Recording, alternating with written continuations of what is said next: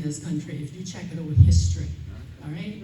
We were settled by buccaneers, pirates. We have a festival in this country called Pirates Week, where we celebrate the history of our piracy. I can't think of another country that celebrates piracy.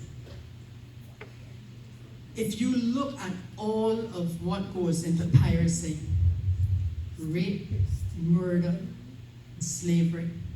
Remember, the reasons why you had piracy in the Caribbean to begin with was because of the development of the Caribbean and the Americas. And the largest population was 400 million Africans. People talk about the Holocaust. People talk about Holocaust and 20-something million Jews that were executed. And they forget the 400 million Africans that were taken from the continent of Africa and brought over here, which everyone in this room is a descendant of. Believe me when I tell you that. Because they stand in front of you today and tell you my great-grandfather is an African boy. My great-grandmother was an Indian woman. An Indian woman here in this country, back in the 1800s, was only a part of the Indian slave trade in this country. So we are descendants of slaves. And there are so many people in this country who does not even know that on the wall of history over here, there's an accolade to our slave trade. And they will get on the radio and they will deny the existence of slavery in this country, and Long Celia is not a common name in our history. And you cannot stop a train if you do not know that it is coming. And the people in this country are so oppressed by slavery. Don't take it lightly. Don't think I'm talking back 400 years. I'm talking about the Cayman Islands, top 10 financial center in the world. I'm talking to you today on the 20th of June 2019. The Cayman Islands is one of the world's strongest slave industries in the world, and I can tell you how I can prove it right now. The average worker in this country is a domestic employee who makes about $150 a week. 125. I stand corrected. 125. Double four pensions? I mean, sorry, to try to make light of all things, but this is the truth. Okay? And what they have done is they have devised a system by which they import the foreign labor, this paper called a permit. They keep charge over the worker, just like the plantation owners did back in the day. Because if you were cut off your plantation, you didn't have a piece of paper that said that you had the right to go to the shop for the holding of the plantation owner. You were called an escapee and they hung you. That's right. That after they lynched you and brutalized you, and all you might have done was went out there to pick one ripe banana off the tree on the next side of the fence, and they said you were escaping because of a piece of paper, and until today that piece of paper still exists. And the people from the soil of the country who do not have to have a piece of paper, they themselves cannot rise up from out of poverty because the use of the foreign employee is used to subdue the person of the soil. All right? So this is just the kind of whites who didn't have anything, were impoverished. They were free, but yet they still weren't free.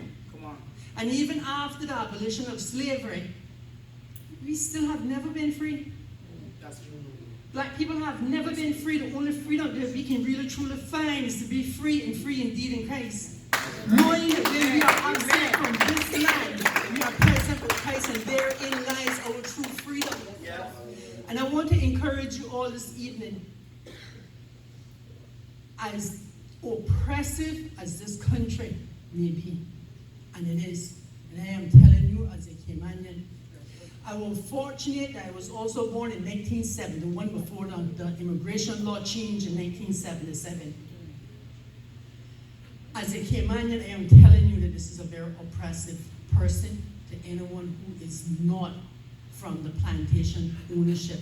And those things live on by spirit and by genealogy, all right? It's the same thing as from way back when. Don't think that we have escaped from anything. We still have piracy and slavery in this country. I know of employees who work 7 days a week, sometimes 20 hours for the day, ride home. By the time they ride, they knock off of work. And it's security guards now. It's a security company in this country in particular. I can deal with that in the year 2020 after I graduated from law school. I got them at the top of my list. When they ride home, they work 20 hours. By the time they ride home on their bicycle, bathe, change their clothes, and eat. They have to turn around, get back on their bicycle, and ride to the next security grounds. 24 hours has gone, and he has not put his head down. And if you think that done as slavery because you're walking around here and you don't have a piece of paper flashing to everybody like in apartheid days back in South Africa, you're sorely mistaken. But in all of that, stay true to God. Because this country will force you to think certain ways. And the only deliverance that you can have out of that is to be a Joseph in your prison. And once you stay true to God, because a lot of times God is saying, He hears you, and He's orchestrating things, but He just needs you to stay in alignment with Him. Because He's saying, I am sending the blessing there. In the moment that you say, oh, I can't believe that I got to remove this blessing again. And then you come back into alignment with Him and you got to start this process back all over again. So as oppressive as this country may be, stay faithful to God, because you can only serve one God. Amen. You have to choose who that God is going to be. Otherwise, you're going to serve Mammon because you're $125 a week. Don't allow for you to buy feminine products. Feed yourself and send money home for your children. Or you're going to borrow feminine products from your sister. Explain the situation, because she has been that listening ear. Yes. And the only how you're going to get out of this is through unity. Come on. So the day you ever start looking at my shoes and saying how it is that I got lesser shoes and you are lesser quality shoes, and you'll be going wrong. Come on up. Most of the clothes I wear comes from her. She goes through her closet, she digs them up, she says, I got more clothes for you. I say, at home. She brings them, she drops them off, and I don't even have to pick them up. Come on now. Every time people see me, they see me, I get dressed up. I dress up from hand-me-downs. And if I can go buy anything, I'm going up in the thrift shop. Because they be selling things up there. Listen, I'm going to go up by Human Society thrift shop. $5 stuff, you can look rich, but spend your money wisely. You have a charge over your money, Yes. Listen, and stop running up and I can tell them just like this. I can tell them like a real Cayman, it's my country, and it's my country that passionate down. Michael Kors don't need any money. True. If I never buy a Michael Kors watch or bag from off of Cardinal Avenue, go research that word by the name Cardinal Avenue here. He not gonna miss the money that you don't spend. That's right. But while you're trying to dress up, like the lady up the street, who when she buy a Michael Kors purse, she feel cheap, but that was the only color she could find to match. She never misses the money.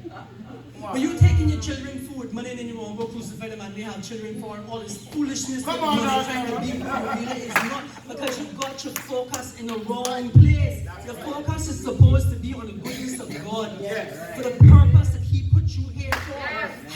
Lord, how are you going to use me today? As a matter of fact, I don't really care. I'll see it as it happens. Thank you very much, Lord, for being my Lord, my Master. I know whatever happens to me today is for your praise and for your glory. You are my God.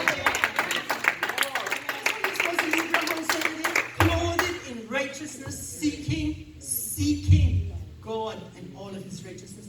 Don't you worry if your leather sandals need to put some little black polish on it to make it. You put black polish on it? Yes. My mama must be got one pair of black shoes, must be put 12 years. Honestly, sometimes I want to say to her mama, really, you gonna polish them shoes again? But when I look at it and I say, you know something? That $120 a woman spent to last a long, you never get your money's worth. Yes. All right? Is she not hurting for nothing? No. She not begging for nothing. She not living off of any of you or doing anything of the sort. But every penny she get in her hand, she calculates that. She spends it wisely. She got her sales sheet. Tina, go by fast this and you get this and this and this and this. I'll buy cost you less, has this, so you get 4 of these and so. You gotta be wise. You gotta be wise. It's true. That's true. All right, because you have a spirit of slavery in this country that is trying to crush you down, and they use advertising. And it walks with the spirit of envy. Yes. Amen. Yes. Because you see your sister over there got a dress that look like this. Yes. All right? Right. So you're not happy with the dress. Listen, everybody else will look at you and say, wow, what an elegant, graceful looking woman. But because she got on a red dress with white polka dots, all of a sudden, you gotta get that one too. Come on. Why? You don't look good in your red and white striped dress, Amy. But you don't get polka dots for. That's right. All right? Be happy, be content with yourself, Word. and get wise to the spirit of slavery. Word. And you can only break under it by unity, Yes. by understanding money, Yes. and by serving God. When things are put before you in this country, where you have to tear down your system in order for you to get up, you say, that is the ladder I want to walk on. No. That one got rickety sides that can break down me eventually. Yes. If you do it to somebody, what you give is what you get. And what you get back, it is well pressed and well shaken. If you give good, it comes back to you. It is well pressed, overflowing and shaken. So what do you think if you give back? Because God said, I place before you these two things. Choose well. Yes. I've given you a choice of how you're going to act. I give you curses, I give you blessings. You go ahead.